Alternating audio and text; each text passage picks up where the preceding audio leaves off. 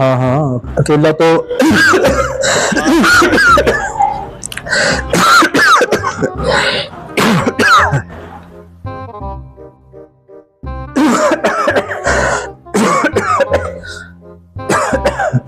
क्या बात है, ज्यादा खांसी हो रही है क्या? बस गला सा खराब हो रहा है, पता नहीं क्या हो एकदम। दवा दूं? दवा? हाँ दे दो। अब्बास बेटा, बड़ी खांसी आ रही है ना इनको, मैं बताती हूँ आज। खांसना क्या होता है, अगली बार खांसने से पहले ना 100 बार सोचेंगे। ये लो सुनी, दवाई पी लो। अभी मजा थैंक यू आएगा यार। ना भिड़ो।